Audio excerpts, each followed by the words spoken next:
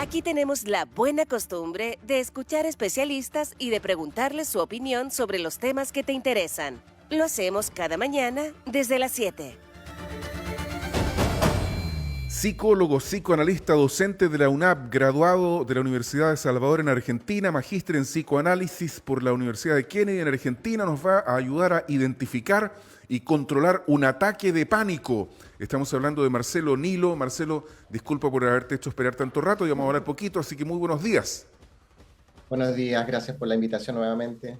No, gracias a ti, Marcelo, por estar aquí en Buena Costumbre para poder hablar de estos temas que uno piensa que no son tan comunes, pero sí. Y de hecho, por eso acá esta notita la teníamos guardada para ti, Marcelo, para poder tocar este tema en Buena Costumbre para lograr identificar y controlar un ataque de pánico. Cuéntanos un poco más cómo poder reconocerlos, qué medidas tomar, qué estrategias, si hay que acudir a un especialista, todos esos pormenores, por favor. Bueno, tenemos que entender para que la gente pueda entrar en el tema que el ataque de pánico es una respuesta del organismo, ¿sí?, anticipada frente a una situación en la cual no le podemos dar sentido a una situación determinada. Entonces, es algo que, si lo tuviéramos que graficar, sube por las piernas, va tomando el cuerpo y empiezan a haber reacciones fisiológicas, ¿no? Transpiración. Claro. La aceleración del corazón, ahogo, en algunos casos las personas se desmayan, otros se pueden a llorar, aparece el llanto y, ¿cómo se llama? Y lo que uno escucha a posteriori es que la persona se sentía o entraba en una situación de desamparo, ¿no? Y por eso uno escucha el relato de casi me muero. Claro. Justamente la muerte es algo a lo cual difícilmente le podemos dar un sentido, aunque culturalmente uno, ¿no?, tiene distintas ideas para encontrarle el sentido a eso, ¿no? Claro, y pero la sensación es de desamparo totalmente. De desamparo totalmente, que uno incluso llega a pensar que se va a morir, y yo me imagino que muchas personas sin poder, porque hay poco conocimiento, Marcelo, y cuando una persona ve mal a otra y está con esta sensación de agarrarse el pecho, de no saber lo que le pasa, francamente la otra persona igual piensa que es algo grave.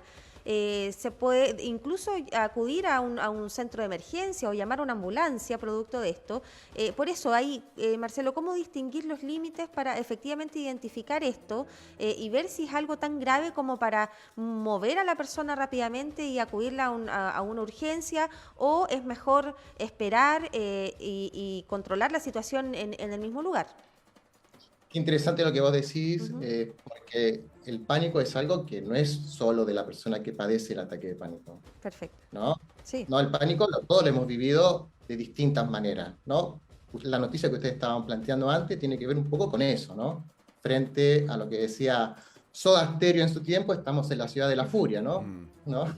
Y el pánico, todos hemos vivido. Justamente la persona que está ahí cerca también entra en pánico, ¿no? Por desconocimiento, como tú bien dices, pero para tener una coordenada, para que la gente se pueda orientar con esto, tiene que tener claro que la persona que sufre un ataque de pánico, lo que primero que pierde es la conexión con el tiempo, ¿no? Una forma de coordenada con el tiempo es por la vía de la respiración. Claro. ¿No? Entonces, ayudarla a respirar, que vuelva a conectarse de ese desamparo al que queda a través de la respiración. Por eso es que esas psicoterapias que tienen que ver con la respiración son una muy buena ayuda en un primer momento. Obviamente después la idea es que vaya al médico para descartar, no sé, alguna otra situación, por ejemplo, alguna enfermedad con el tema del corazón, ¿no? Hay que ir a un médico. Hay que chequearse para también determinar el origen de esto.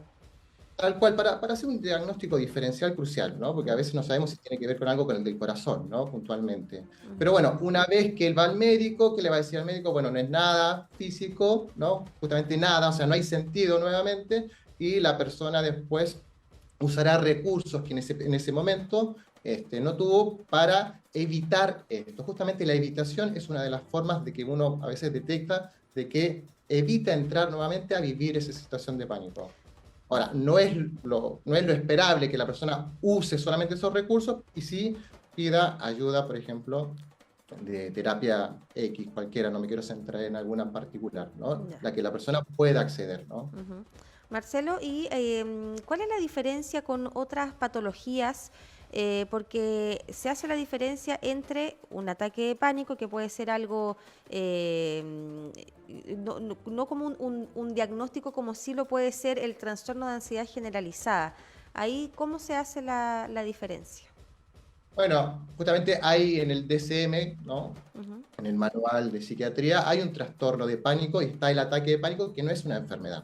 Creo que esto es Perfecto. importante. El ataque Ya. de pánico es un síntoma, ¿no? Cuando yo te decía que es una respuesta Ujú. anticipada del organismo, Perfecto, es un ¿el síntoma síntoma. qué es? Es una respuesta. Ujú. De algo nos tenemos que defender. Cuando se acaban los recursos psíquicos, de elaborar, lo que yo decía, que se pierde Claro. la otorgación de sentido, ¿sí? Cuando se acaba ese recurso, el último recurso, uno de los últimos recursos, es el recurso biológico, ¿no? Entonces, creo que, tomando un poco, volviendo a tu pregunta para no irme por las ramas, ¿no? La forma de hacer la diferencia, creo que tiene con la ansiedad generalizada, es que en la ansiedad generalizada hay un motivo externo, ¿no? Generalmente la ansiedad, ¿cómo se calma? Con un objeto, ¿no?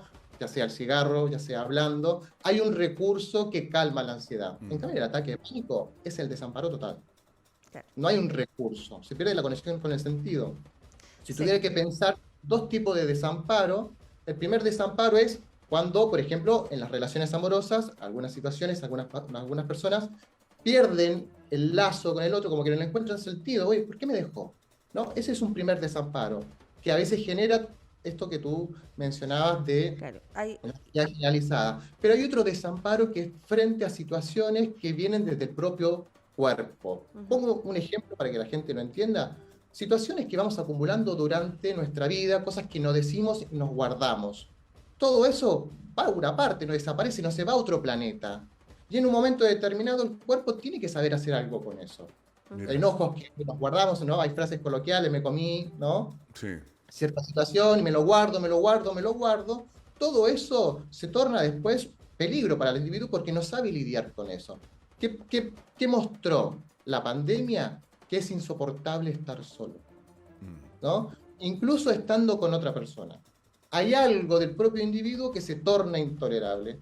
Y el ataque de pánico a veces es una forma de lidiar con esto. Es como una señal. Yo siempre miro como el costado positivo del ataque de pánico. Nos da la posibilidad de poder elaborar aquellas situaciones que en algún momento determinado, por diferentes situaciones traumáticas, situaciones difíciles, ¿no? De la vida cotidiana, ¿sí? Nos permite ahora reelaborar esa situación por la vía de otros recursos, por ejemplo, a través de conversar, hablar, de situaciones que nos guardamos por mucho tiempo, Sí. ¿no?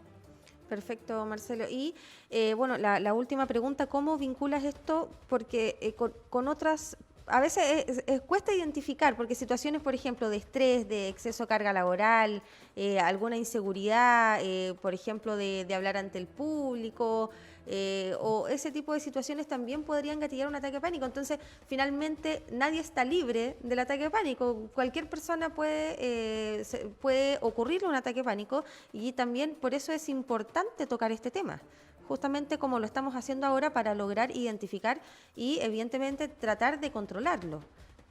Bueno, el pánico es mucho más que la angustia, ¿no? Si tuviéramos que pensar dos tipos de angustia, hay una angustia que nos moviliza, ¿no? Ujú. Por ejemplo, voy a enterar de que, o escuché el rumor de que me van a echar del trabajo, aparece una angustia y me moviliza y empiezo a hacer cosas. Pero hay una angustia anterior que me paraliza. Creo que el ataque no solamente es por la vía del pánico, ¿no? Tenemos distintos ataques que son muy agresivos, muy impulsivos. Lo que pasa es que el pánico, por la vía del ataque, es una respuesta donde uno queda en total desamparo frente a sí mismo primero, frente a sí Perfecto. mismo.